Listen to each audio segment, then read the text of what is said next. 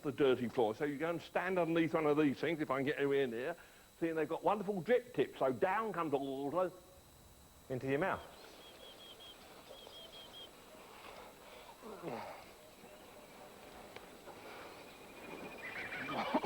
That, believe it or not, called the dumb cane, and dumb because if you chew it, you stop talking.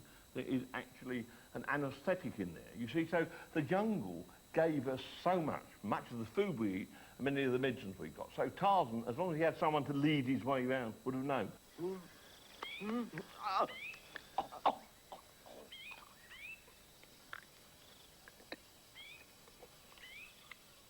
What sort of impact did the movies have when they were first seen?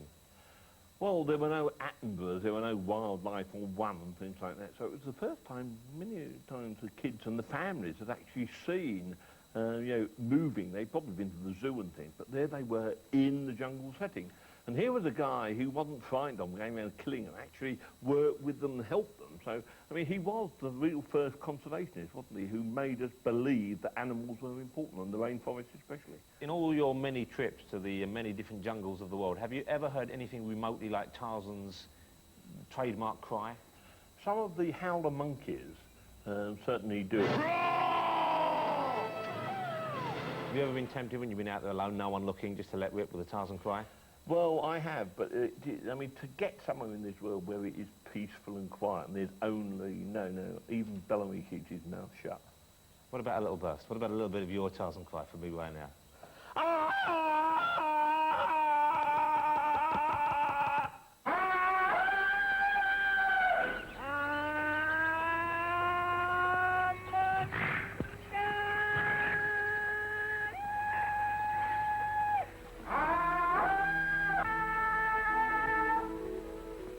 The famous Tarzan cry is, of course, crucial to the role. How did they achieve your cry? Did you do it, or was it animals? I did it all through the film, and then they immediately cut it out and put in the recording that they used in Johnny Weissmuller's films. I've heard that it is, and I hope I'm not giving away any secrets, it was a professional singer, recorded, speeded up, raised several octaves, and then sweetened with an oboe and some other instrument. That's one story about the famous Weissmuller call, but we got what we believe to be the truth from the son of the horse's mouth. Where this yell came from, when my father was growing up in the coal mining fields, his mom wanted him to be an opera singer. He developed a very strong set of lungs, which of course was enhanced in latter years with his swimming. They had picnics every Sunday.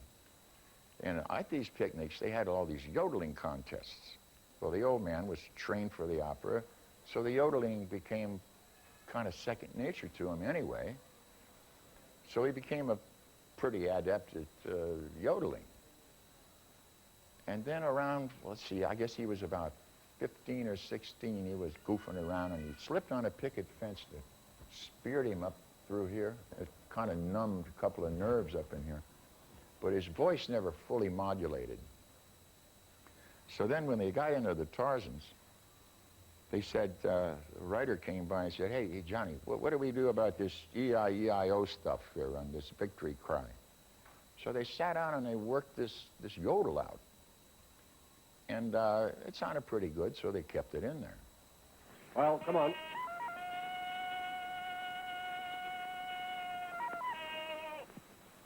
That was a human cry.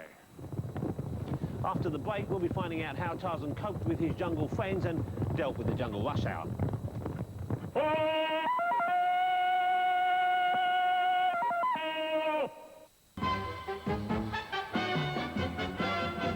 Whoa, if I could talk to the animals, just imagine it chatting with a chimpanzee.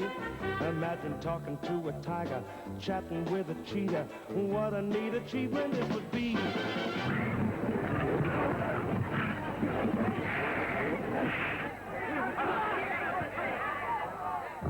Not all of the Tarzan films used frighteningly realistic props like this. Some of the actors actually had to go one-on-one with the real thing.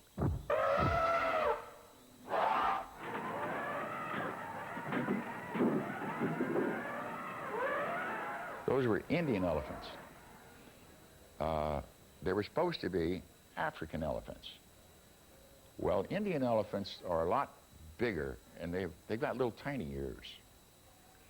So what they used to do with these African elephants, with these Indian elephants, to make African elephants out of them, they glue these big floppy ears on them. They glue them on there. Well, if you get on one of those things, especially with a pair of shorts on, you're gonna put a rash on yourself. Something awful. They used to have to take a blowtorch and go up there and singe all that hair off, just so you could sit on this thing. Otherwise, you know.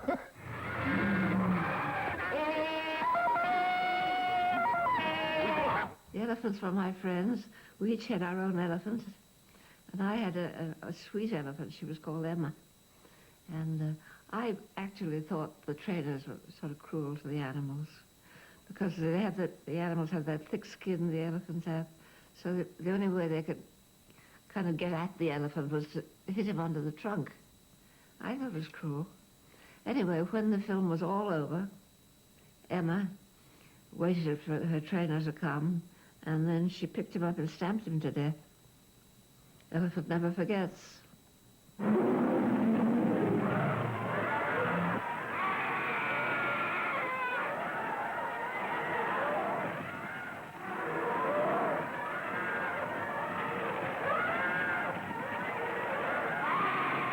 There's a photograph I've seen of you looking almost crazed out of your mind with pleasure as you ride on the back of a giraffe. Yes. How did that come about? I just mounted the giraffe, and they have their neck bone that comes down that folds into their back, and then it runs out into a comparatively easy seat. But I hit that bone, and that look in my face is a scream. It's not a smile at all.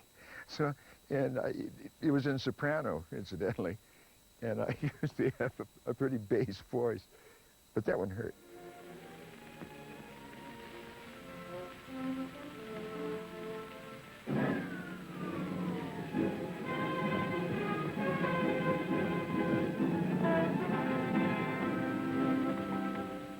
There was another close call I think you had with a python or a boa constrictor. He was 20 feet, 180 pounds. He was really a big python. And when we started the scene, he drops out of a tree and wraps himself around me. And what we had to do to start this show was the animal handlers would wrap him around me. You know, it's heavy to hold up. And then as soon as John would say action, I'd start screaming and pretend that I'm trying to push the snake away, but really I'm trying to keep him on me because he wants to get away. He's scared.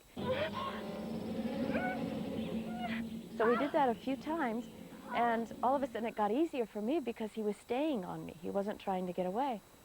I never realized he was constricting. It was the strangest thing. It wasn't what I expected. I expected to feel him start to squeeze. If he did, I'd call the guys and they would take him off. What happened was every time I would exhale, he took up the slack, which I didn't feel. So all of a sudden, after about 12 screams, I went to take a breath and I couldn't. Not even to say, hey, come over here. There was nothing. No room in my rib cage. And then I started to feel him constrict and close. And it was, you know, I couldn't do anything. It was very strange. But they got him off, and it wasn't really a close call. It was just an interesting experience. There was an instance with CJ, the orang, who I had to deal with a lot. Now, CJ, an orang is like 5 times stronger than a man. And he was going through puberty, for want of a better term. So his hormones were kicking in, and he was falling in love with Bo. So at the final scene, I think the credits are rolling, and Bo and I are kissing on the riverbank. CJ kind of took offense to that. He thought, get off of my woman. He comes up behind me. You actually see it, I believe, in the credits. He grabs the back of my loincloth and lifts me up off of her and pulls me off of her as we freeze frame. So he was kind of jealous. He gave you a wedgie? Yeah, yeah, he gave me a wedgie. Tell me a little bit about the lions. You were saying that your dad had some run-ins with the lions. A lion will fight a little bit tougher than you fight. So when you get into a fight with a lion, you know, boom. Well, they'll boom you back. And so you got to get in close. And then you roll around and roll around and roll around. And then the director yells, cut. Well, lions don't understand cut. So what the old man had to do